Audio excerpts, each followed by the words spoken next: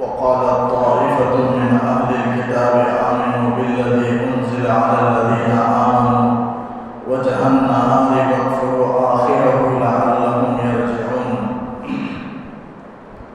سورہ آل عمران کی 8ویں رکوع کی آیت ہے جس میں اللہ تعالیٰ اہل کتاب کی سازشوں کو بیان کیا۔ اس رکوع میں اہل کتاب کی سازش اور ان کی عہد شکنی کو اللہ تعالیٰ نے بیان کیا، اور ان کے اخلاقی اور کرداری جو برائیاں ہیں ان کا اللہ نے اس رکوع میں تذکرہ فرمایا۔ تو پہلی آیت میں یہودیوں کے اہل کتاب کے چال کو اللہ نے بیان کیا، فرمایا وقالت طائفۃ من اہل الکتاب، اہل کتاب کا ایک گروہ کہتا ہے، یعنی یہودیوں میں اپنے ہی بعض لوگوں سے کہنے لگے کہ آمنوا بالذی انزل علی الذین آمنوا وجہ النہار، کہ تم ایمان لے آؤ اس چیز پر جو ایمان والوں پر نازل کیا گیا، یعنی قرآن مجید جو مسلمانوں پر نازل کی گئی کتاب ہے، اس کتاب پر ایمان لاؤ۔ وجہ النہار، دن کے شروع میں، صبح کے وقت میں ایمان لاؤ، وکفروا آخرہ، اور دن کے آخر میں یعنی شام کے وقت میں دین کا انکار کر لو، لعلہم یرجعون، شاید امید کہ وہ دین سے پھر جائیں۔ یعنی ایک چال کو اللہ نے آیت میں بیان فرمایا۔ کیا چال ہے؟ وہ چال یہ ہے کہ پورے مسلمان یہودی مسلمان مدینے کے اندر آباد تھے، اور اسلام کی دعوت بہت تیزی کے ساتھ اسلام پھیل رہا تھا، اور اسلام کی دعوت بڑے شوق سے، جذبے سے صحابہ کرام آپس میں دیا کرتے تھے۔ تو یہ اسلام کا بڑھنا یہ ان کو پسند نہیں آیا۔ اب یہودیوں کو فکر شروع ہو گئی کسی بھی طریقے سے اسلام کو، اہل اسلام کو تنزل کی طرف لے جائیں، ان کو پیچھے کی طرف لے جائیں۔ اس لیے انہوں نے ایک سازش کی۔ وہ سازش یہ کی کہ اہل کتاب اگر مسلمانوں سے کہیں تو وہ تو دین سے ہٹنے والے نہیں ہیں، تو اس لیے اپنی ہی بات آدمیوں کو کہنے لگے یہودیوں سے کہ تم اسلام کو صبح میں قبول کر لو اور شام میں اسلام سے پھر جاؤ، اور آ کر لوگوں میں مشہور کرو کہ اسلام کو ہم نے دور سے نہیں دیکھا بلکہ اسلام کے اندر جا کر ہم نے دیکھا، ہم اسلام قبول کر کے ہم نے دیکھا تو اسلام کے اندر حقیقت میں کچھ بھی نہیں ہے، اسلام خالی ہے، ڈھگوسلا ہے، یہ کچھ اس کی کوئی حقیقت نہیں ہے۔ یہ آ کر تم لوگوں میں مشہور کر دو، ہو سکتا ہے کہ اس کا چرچا ہو اور لوگوں میں مشہور ہو، اور لوگ سوچنے لگے، خود مسلمان سوچیں گے کہ یہودی جو اس زمانے میں تعلیم یافتہ تھے اور عرب ناخواندہ کہلاتے تھے، یعنی کچھ پڑھے لکھے نہیں ہوتے تھے، اور آج بھی بہت سے ایسے ہی عربوں میں جو جاہل قسم کے ہیں، بہرحال آج بھی جہالت ان کے اندر ہے۔ تو عرب اس زمانے سے ناخواندہ ہیں، کچھ پڑھے ہوئے ہوتے ہیں آج کے زمانے میں لیکن بہت وہ ناخواندہ ہوتے ہیں، اور یہودی وہ تعلیم یافتہ ہوتے ہیں۔ تو لہٰذا اگر وہ صبح کو ایمان لا کر شام میں اگر اسلام سے پھر جائیں گے تو لوگوں کو سوچنے کا موقع ملے گا۔ خود مسلمان سوچیں گے کہ یہودی جو تعلیم یافتہ ہونے کے باوجود اسلام میں داخل ہوئے اور شام کو اسلام سے پھر گئے، تو ہو سکتا ہے کہ اسلام کے اندر کوئی حقیقت نہیں ہو، اسلام ایک خالی دامن ہو، اسلام کے اندر کوئی چیز نہ ہو، اور یہ یہودی جو منکر ہوئے ہیں، مرتد ہوئے ہیں، ہو سکتا ہے کہ وہ اپنے علم کی وجہ سے وہ اسلام کے اندر تحقیق کیے ہوں، اور تحقیق کرنے کے بعد ان کو پتہ چلا ہو کہ اسلام کی کوئی حقیقت نہیں ہے، لہذا تعلیم یافتہ ہونے کے باوجود دین سے پھر جانا یہ اسلام کے باطل ہونے کے واقفیت ہونے ہی کی وجہ سے ہو سکتا ہے، یہ لوگ سوچیں گے، پھر اس کے بعد ان کو دین سے پھرنے کا موقع مل جائے گا۔ تو اس طریقے سے انہوں نے چال چلی کہ اپنے ہی بعض لوگوں کو تیار کر کے مسلمانوں کے درمیان بھیجتے تھے ایمان قبول کرنے کے لیے۔ وہ صبح کو ایمان قبول کرتے، شام کو مرتد ہو کر چلے جاتے، اور لوگوں میں مشہور کر دیتے کہ ہم اسلام کے اندر جا کر دیکھ لیں کہ اسلام کے اندر کچھ نہیں ہے، وہ خالی ہے، لہذا اس طرح کریں گے تو ہو سکتا ہے کہ لوگ مسلمان بھی دین سے پھرنے لگیں، پھر جائیں۔ یہ چال انہوں نے چلی، اسی کو اللہ تعالیٰ نے اس آیت میں بیان فرمایا کہ لعلہم یرجعون، تاکہ وہ دین سے پھر جائیں۔ ایک چال ان کی تھی، تو پھر ان کی اور بھی چالیں تھیں۔ اپنے بعض لوگوں سے جو ایمان لانے والے تھے اور ان سے کہا تھا کہ ایمان قبول کر لو دن کے شروع میں، صبح میں، اور شام کو انکار کر دو۔ ان لوگوں کو انہوں نے کچھ تاکیدیں کی، وہ تاکید کا ذکر اگلی آیت میں ہے۔ فرمایا وَلَا تُؤْمِنُوا إِلَّا لِمَنْ تَبِعَ دِينَكُمْ، تم یقین نہ کرو کسی کی بھی بات پر مگر لمن تبع دینکم، اس شخص کی جو تمہارے دین کی پیروی کرے، تمہارے دین کی اتباع کرے، تمہارے دین پر چلے، اس شخص کی بات کو مانو، اس کے علاوہ کسی کی جو تمہارے دین کی اتباع کرے، پیروی کرے، اس کی بات مانو، اس کے علاوہ کسی کی بات مت مانو اور کسی کی بات پر یقین مت کرو۔ لا تؤمنوا، یہ انہوں نے کہہ کر کے کچھ لوگوں کو روانہ کیا۔ اللہ تعالیٰ کہتا ہے یہ چال، اللہ اگر کسی کو ہدایت دے دینا چاہے اور ہدایت دے دے تو ساری دنیا اس کی ہدایت میں رکاوٹ نہیں بن سکتی اور اس کو ہدایت سے روک نہیں سکتی ساری دنیا مل کر کے۔ اسی کو اللہ تعالیٰ نے اگلے چھوٹے سے جملے میں اللہ تعالیٰ نے کہا کہ قل، اے نبی آپ ان سے کہہ دیجئے یہودیوں سے کہ ان الہدی ھدی اللہ، ہدایت اگر ہے تو صرف اللہ کی ہدایت ہے، یعنی دین اسلام ہے، قرآن ہے، رسول اللہ صلی اللہ علیہ وسلم ہے، ان کی تعلیمات ہے، یہی اسلام ہے، یہی اللہ کی ہدایت ہے۔ اگر اس دنیا کے اندر کوئی ہدایت ہے تو اللہ ہی کی عطا کرتا ہدایت ہے۔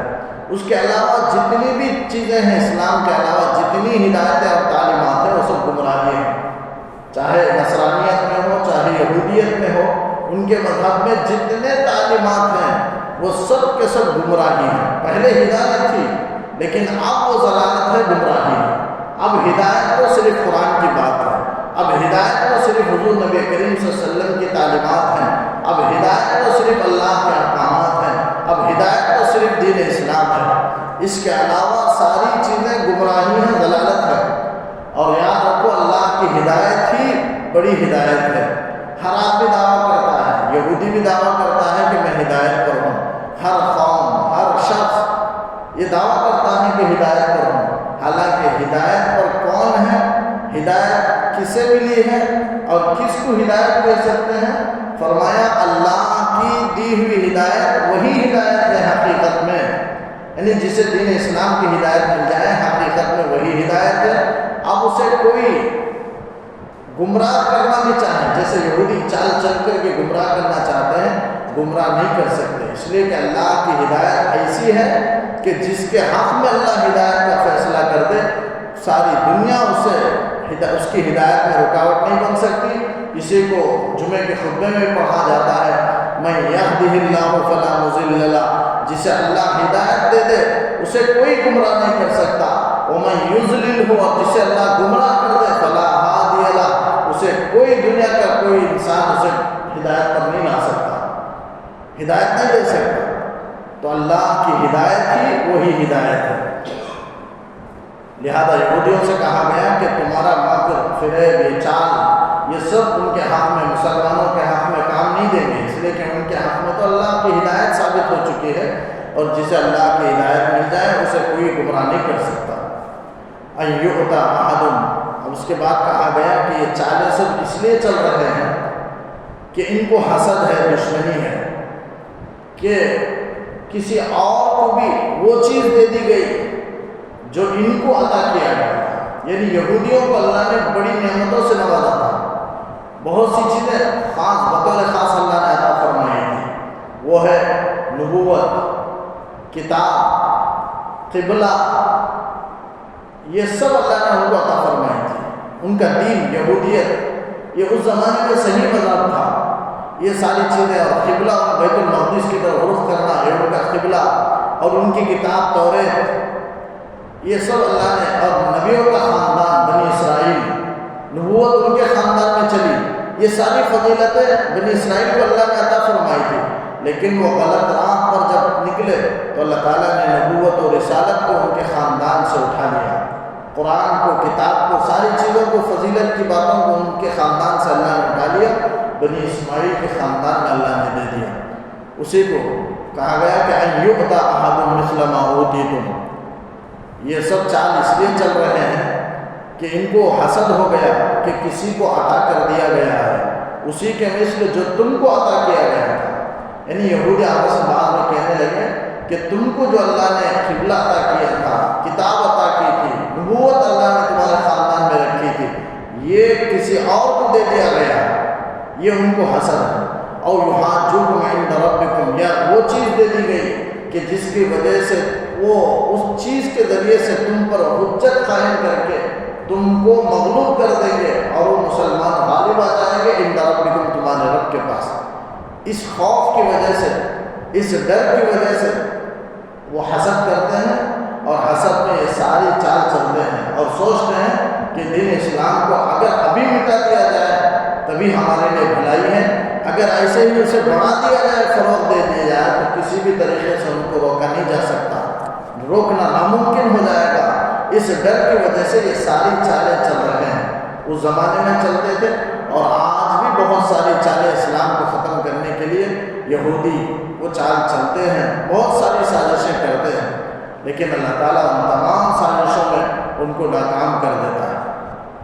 فرمایا اللہ تعالیٰ نے ایک جواب دیا کہ قل ان الفضل بید اللہ، اے نبی کہہ دیجئے کہ فضل تو اللہ کے قبضے میں ہے. یعنی نبوت ہے، دین ہے، کتاب ہے، یہ سب اللہ کا فضل ہے اور فضل اللہ کے قبضے میں ہے اور اللہ جسے چاہے عطا کر سکتا ہے. یؤتیہ من یشاء، جسے چاہے اللہ اپنے فضل عطا کر سکتا ہے. فضل کا مالک وہی ہے، سارا فضل اسی کے پاس ہے، فضل اسی کے قبضے قدرت میں ہے اور جسے چاہے وہ عطا کر سکتا ہے. واللہ واسع علیم، اللہ تعالیٰ بڑے اس عطا کرنے میں وسعت والا ہے اور علیم، جاننے والا بھی ہے. کیا جاننے والا ہے؟ کہ کون نبوت کا، کتاب کا، قبلے کا، دین کا کون اہل ہے، کون صحیح مستحق ہے، اللہ اسے جاننے والا ہے اور اس کے مطابق اس کو عطا کرنے والا ہے. اب بنی اسماعیل میں یہ نبوت لائق ہے، مناسب ہے، اس لیے اللہ نے بنی اسماعیل میں آپ صلی اللہ علیہ وسلم کو بھیجا اور نبوت آپ کو عطا فرمائی، کتاب قرآن آپ پر اللہ نے نازل فرمائی. تو اللہ تعالیٰ وسعت والا ہے، جاننے والا ہے. یختص برحمتہ من یشاء، اپنے رحمت کو جسے چاہے جس خاص کرتا ہے. یعنی اللہ تعالیٰ جسے چاہتا ہے اس کے ساتھ اپنے رحمت کو خاص کرتا ہے، اسے اپنے رحمت سے نوازتا ہے. رحمت سے مراد یہاں وہی نبوت ہے، کتاب ہے، دین ہے، قبلہ ہے. یہ سب، یہ چار چیزیں بطور خاص اللہ نے یہودیوں کو عطا فرمائی تھی. بیت المقدس عطا فرمایا تھا، دین یہودیت کا دین اللہ نے ان کو عطا فرمایا تھا، کتاب اللہ نے توریت نازل فرمائی تھی اور نبوت اللہ نے ان کے خاندان میں رکھی بنی اسرائیل میں. کئی ہزار پیغمبر بنی اسرائیل میں آئے. یہ سب فضیلتیں، ان رحمتیں اور فضل ان کے درمیان تھی. تو فضل اور رحمت سے وہی چار چیزیں مراد ہیں، وہی چند چیزیں مراد ہیں. تو اللہ تعالیٰ اپنی رحمت کو جس کے چاہے، جس کے ساتھ چاہے خاص کر سکتا ہے، کرتا ہے. واللہ ذو الفضل العظیم، اللہ تعالیٰ بڑے فضل والا ہے. یہاں تک اللہ تعالیٰ یہودیوں کی چال کو، ان کے آپسی گفتگو کو بیان فرمایا کہ جو ان کی آپسی گفتگو تھی کہ تمہارے دین کے خلاف جو بھی بات کہے اس کی بات پر یقین نہ کرو، اور کوئی کہے کہ تمہارے علاوہ کسی دوسری قوم پر اللہ نے کتاب نازل فرمائی، کسی دوسری قوم پر اللہ نے نبوت نازل فرمائی ہے، کتاب اتاری ہے، تو تم اس بات کو بھی نہیں ماننا، یقین نہیں کرنا ان کی باتوں پر. یہ یہودیوں نے آپس میں ایک دوسرے کو سے گفتگو کی اور آپس میں ان کے علماء نے اپنے عوام کو سمجھایا. تو ان کی سازشوں کا ذکر رکوع کے شروع میں اللہ نے کیا. پھر اس کے بعد ایک آیت میں وَمِنْ أَهْلِ الْكِتَابِ مَنْ إِنْ تَأْمَنْهُ، اس آیت میں اللہ نے یہودیوں کی دو قسمیں بیان فرمائی. بعض یہودی اچھے اخلاق والے بھی ہیں اور بعض یہودی کے ان کے کردار اخلاق بہت ہی بدتر ہیں. تو اچھے کردار والے اخلاق، اچھے کردار والے یہودی کی اللہ نے تعریف بھی کی ہے. تو معلوم ہوا کہ اسلام تعصب اور تنگ دل سے کام نہیں لیتا ہے اسلام، بلکہ اگر کافر بھی اس کے اندر بھی اگر اچھے صفات ہوں تو قرآن بھی اس کے اچھے صفات کی داد دیتا ہے اور تعریف کرتا ہے. کوئی بھی اچھے صفات، اچھے اخلاق چاہے غیر مسلم کے اندر بھی ہوں لیکن یقیناً اسے وہ فائدہ دینے والا ہے دنیا میں بھی اور آخرت میں بھی۔ دنیا میں اس کے لیے نیک نامی ہے، چاہے کافر ہے لیکن نیک نامی ہوتی ہے، اس سے فائدہ ہی فائدہ ہے، چاہے کافر بھی اپنا اچھے صفات کو، ایک تو دنیا میں نیک نامی اور آخرت میں عذاب میں کمی یقیناً ہے۔ کافر ہے، عذاب ہے، لیکن اچھے اخلاق اچھے کردار کی وجہ سے یقیناً اس کے عذاب میں کمی آئے گی، ورنہ پوروں کو ایک ہی طریقے سے سزا دیا جائے، اس میں اچھے اخلاق والے کافر ہیں، بد اخلاق والے کافر ہیں، اب دونوں کو ایک ہی طرح کا سزا دی جائے تو یقیناً برابری نہیں ہوگی۔ تو اس لیے ایمان نہ ہونے کی وجہ سے تو عذاب تو طے ہے، جہنم میں تو جانا ہے، اس میں سب برابر ہے، سب کافر، لیکن اگر اچھے اخلاق والے ہوں تو پھر ان کے عذاب میں کمی کی کا ذکر بھی حدیث کی کتابوں میں ملتا ہے، یقیناً عذاب میں کمی ہوتی ہے اور دنیا میں نیک نامی ہے۔ تو اللہ تعالیٰ نے ایک یہودیوں میں جو اچھے اخلاق والے ہیں ان کی اللہ نے تعریف فرمائی ہے، تو اس لیے اگر کافر اس کے اندر بھی اگر اچھے اوصاف ہوں تو علماء نے لکھا ہے کہ اس کی تعریف اور اس کی مدح کرنے میں کوئی خرابی نہیں ہے۔ اچھے اوصاف والے اچھے اخلاق والے کوئی کافر بھی ہوں تو اس کے اچھے اخلاق کو ذکر کر کے اس کی تعریف کی جا سکتی ہے، اس کی اجازت ہے اسلام کے اندر۔ جیسے یہاں اللہ نے تعریف فرمائی، کیا فرمائی کہ وَمِنْ أَهْلِ الْكِتَابِ مَنْ إِنْ تَأْمَنْهُ بِقِنْطَارٍ يُؤَدِّهِ إِلَيْكَ۔ اہل کتاب میں سے بعض ایسے بھی ہیں، ایسے لوگ بھی ہیں کہ ان تأمنہ، اگر تم ان کے پاس امانت رکھو، بقنطار، ایک بہت کثیر مال، قنطار کہتے ہیں مال کثیر کو، ایک ڈھیر سارا مال، بہت زیادہ مال، اگر ان کے پاس امانت رکھیں تو یؤدیہ الیک، وہ تمہاری طرف لوٹا دیں گے۔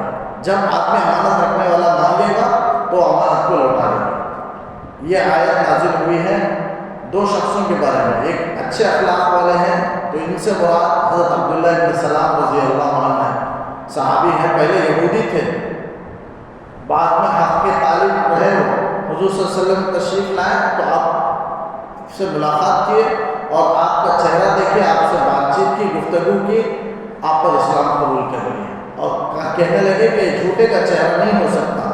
چہرہ دیکھ کر کے انہوں نے سمجھ لیا کہ واقعی وہی اللہ کے وہ آخری نبی ہیں، پیغمبر ہیں، فوراً اسلام قبول کر لیا، اس لیے کہ وہ سچے طالب تھے، فوراً انہوں نے اسلام قبول کر لیا۔ قرآن ان کی تعریف کرتا ہے، عبداللہ بن سلام رضی اللہ عنہ مراد ہے اس سے کہ ان کے پاس ایک شخص نے 1200 اوقیہ سونا لا کر کے امانت رکھا، وہ امانت کے ساتھ رکھے، جب وہ شخص مانگنے لگا تو پورا 1200 اوقیہ سونا اسے واپس کر دیا۔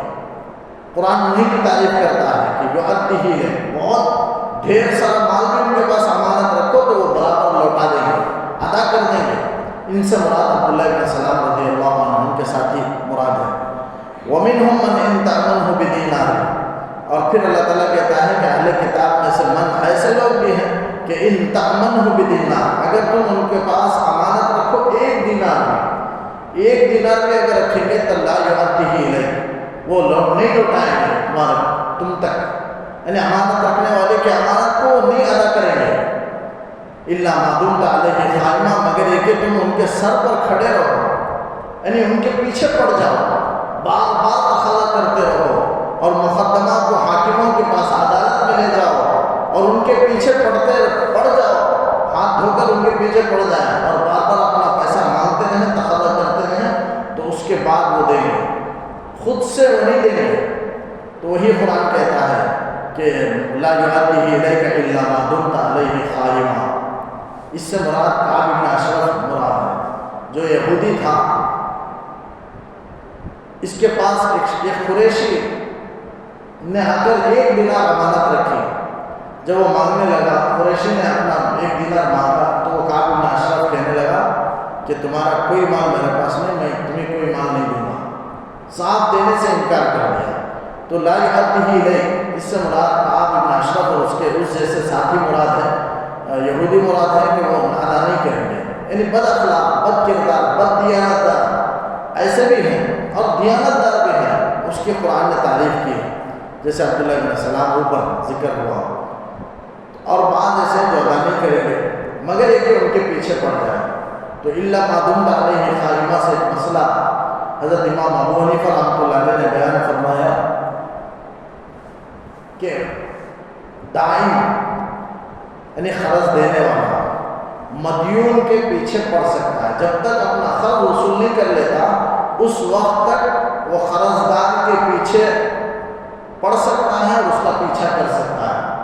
اس سے مسئلہ انہوں نے لکھا الا ما دمت علیہ قائما سے استدلال کر کے امام حنیفہ رحمۃ اللہ نے مسئلہ لکھا ہے کہ قرض دینے والا اپنے قرض دار سے جب تک قرض وصول نہ کر لے اس وقت تک اس کے پیچھے پڑ سکتا ہے، اس کا پیچھا کر سکتا ہے، شریعت میں جائز ہے۔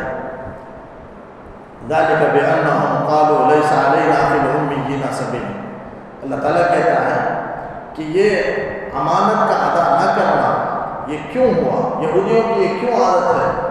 تو فرمایا کہ ذالک بأنہم، یہ اس وجہ سے کہ وہ لوگ قالوا کہتے ہیں کہ لیس علینا فی الأمیین سبیل، نہ خواندہ اور امیوں کے سلسلے میں بارے میں ہم پر کوئی مواخذہ نہیں ہے۔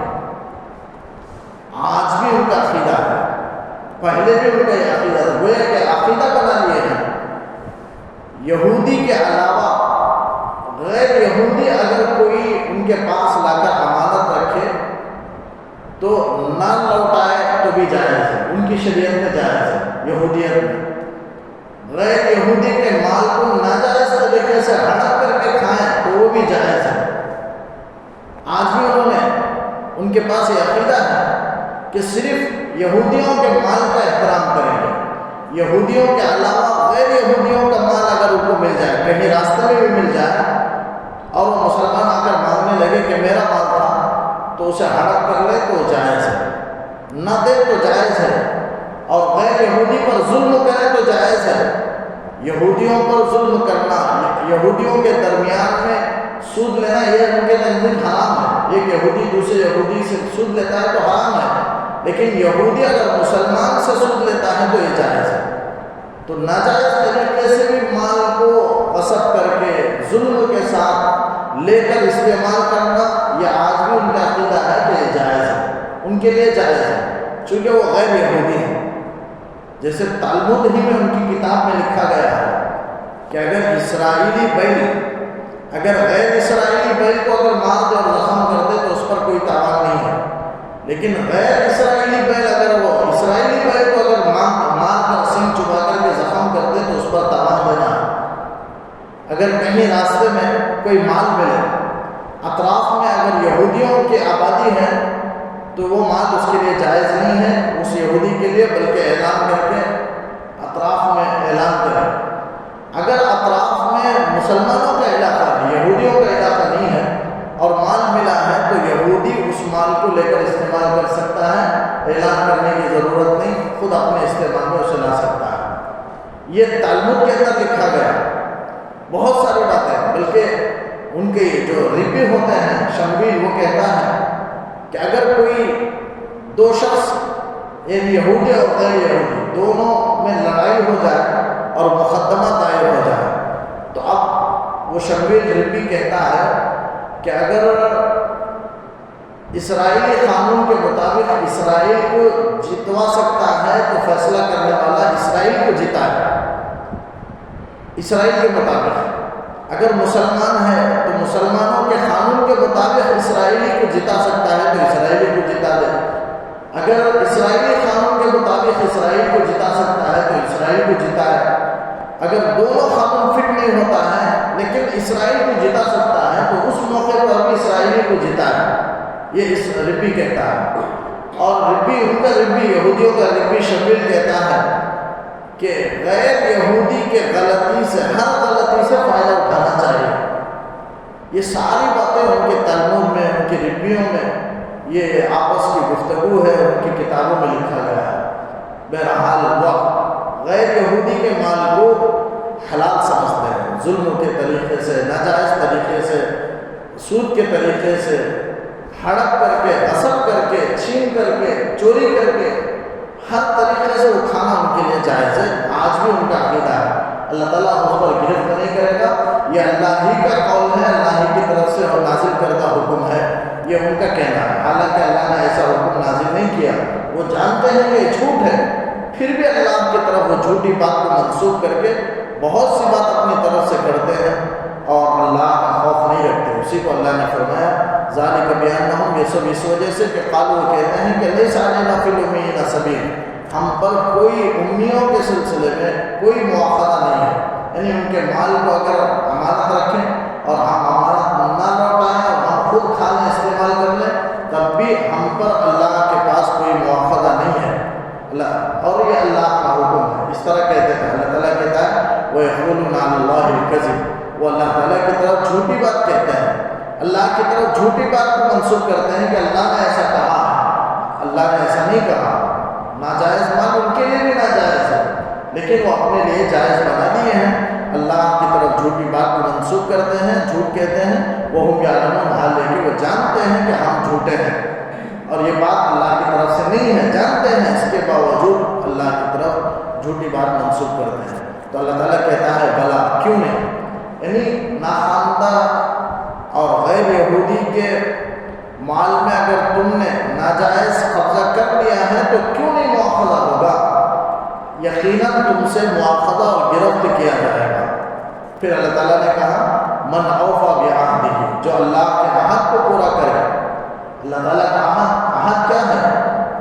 عہد اس قول کو کہتے ہیں جو فریقین کے درمیان باہمی وہ مذاکرات سے جو طے ہوتا ہے، باہمی بات چیت سے جو طے ہوتا ہے، ایسی چیز کو عہد کہتے ہیں، یعنی دونوں کے درمیان بات چیت سے جو طے ہوتا ہے اسے عہد کہتے ہیں، جس پر دونوں کو قائم رہنا ضروری ہے، اس کو عہد کہتے ہیں۔ عہد دونوں طرف سے ہوتا ہے، ایک ہے وعدہ، وعدہ ایک طرف سے ہوتا ہے، دو آدمی ہیں، ایک وعدہ کرتا ہے کہ میں وعدہ کرتا ہوں کہ کل دے دوں گا، تو وعدہ ایک طرف سے ہوتا ہے، لیکن عہد دو طرف سے ہوتا ہے، یعنی دونوں آپس میں اس بات پر راضی ہوتے ہیں اور آپس میں طے کرتے ہیں، ایسی چیز کو عہد کہتے ہیں۔ تو یہودیوں نے اللہ سے عہد کیا تھا کہ نبی آئیں گے، نبی پر ایمان لائیں گے، اپنے نبی کے ذریعے سے انہوں نے اللہ سے عہد کیا تھا کہ آخری نبی آئیں گے اس پر ایمان لائیں گے، لیکن اس عہد کو انہوں نے توڑ دیا، حضور نبی کریم صلی اللہ علیہ وسلم کے دشمن بن گئے۔ اسی کا اللہ نے تذکرہ کیا من اوفی بعہدہ، جو اللہ کے عہد کو پورا کرے، واتقى، اور ڈرے، بچے گناہوں سے، منہیات سے بچے۔ کیا ہے منہیات؟ عقائد شرکیہ سے بچنا، غلط عقیدوں سے بچنا، جیسے ان کے غلط عقیدے بنے ہوئے ہیں یہودیوں کے، ایسے غلط عقیدے سے بچنا اور بدعات سے بچنا، گناہ کبیرہ سے بچنا، گناہ صغیرہ سے بچنا، یہی منہیات سے بچنا ہے۔ واتقى، جو بچے، فإن اللہ يحب المتقین، ایسے بچنے والوں کو اللہ پسند کرتا ہے، ایسے متقیوں کو اللہ پسند کرتا ہے، اللہ سے ڈر کر کے اس کے احکامات کو پورا کرنے والوں کو اللہ پسند کرتا ہے۔ ان الذین یشترون، تو بلا من اوفی بعہدہ میں اللہ تعالیٰ نے عہد کو پورا کرنے کی فضیلت اللہ نے بیان فرمائی کہ ایسے لوگوں کو اللہ پسند فرماتا ہے جو عہد کو پورا کرتے ہیں۔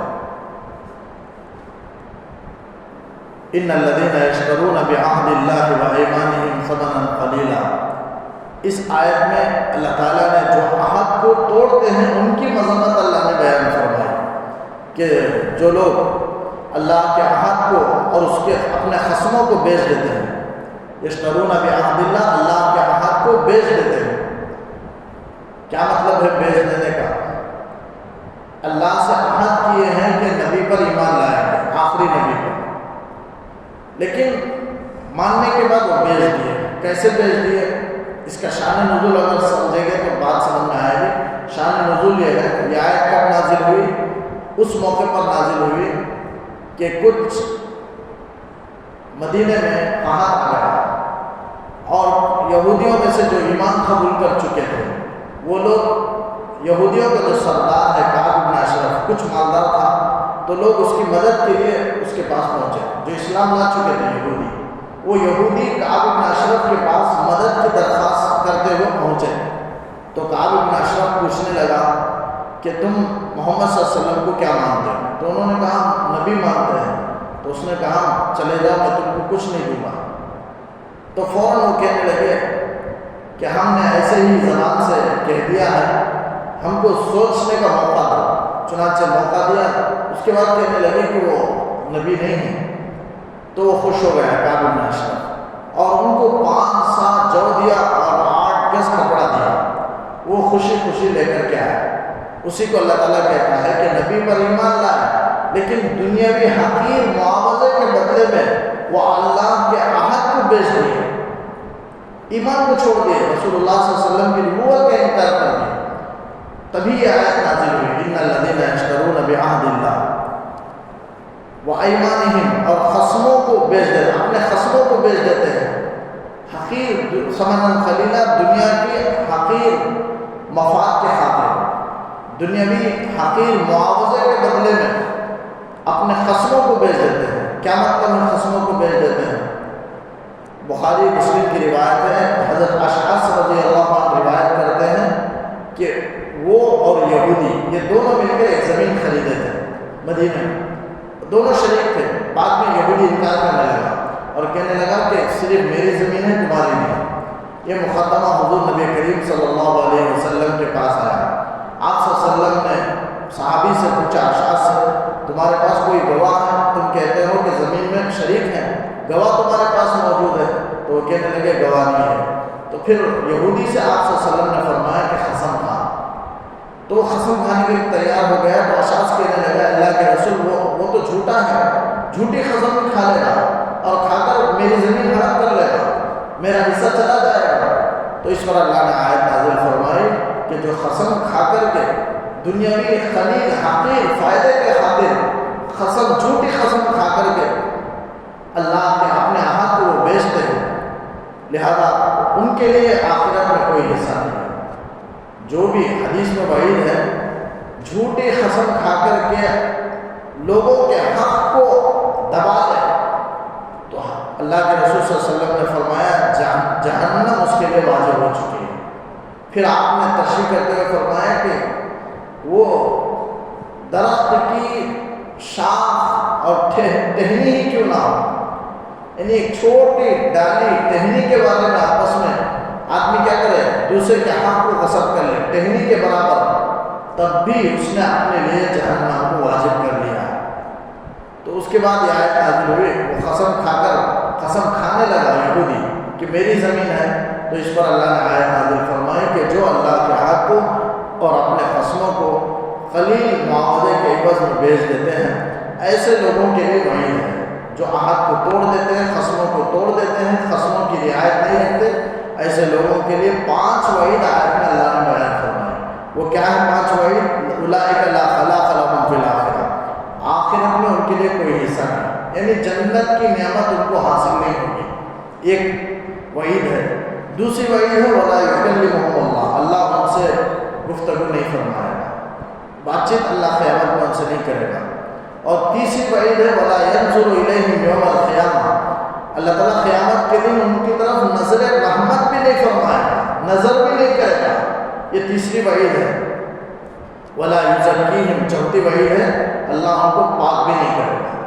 پاک نہیں کرنے کا مطلب یہ ہے، ایک تو معافی کا اعلان کر کے جنت میں بھیج دینا، چاہے مسلمان ہو عہد کو توڑ دے، اس کے لیے بھی یہ 5 وعید ہے.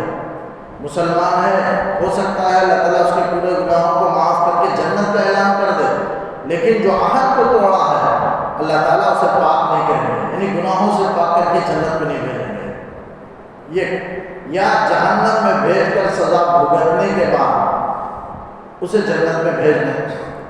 اگر وہ کافر ہو تو ایسا اللہ تعالیٰ کافر کے ساتھ بھی نہیں کرے گا. جو عہد کو توڑتا ہے اور کافر ہے، اللہ تعالیٰ اسے جہنم میں سزا دینے کے بعد بھی اسے پاک نہیں کریں گے. بہرحال ہمیشہ کے لیے ایمان نہ ہونے کی وجہ سے جہنم میں جلنا ہوگا.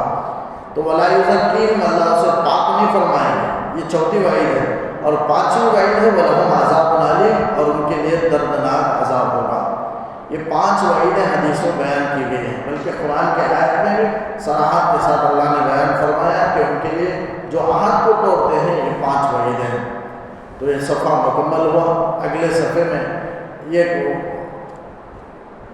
بد اخلاقی، بدعنوانی یہودیوں کی، اس کا بھی اللہ نے اگلی آیت میں ذکر فرمایا کہ توریت میں جو اللہ تعالیٰ کے احکامات ہیں اسے چھپاتے ہیں اور اپنی زبانوں کو مروڑ کر تلاوت کرتے ہیں، جس سے معنی بدل جاتا ہے، لفظ بھی کبھی کبھی بتا دیتے ہیں.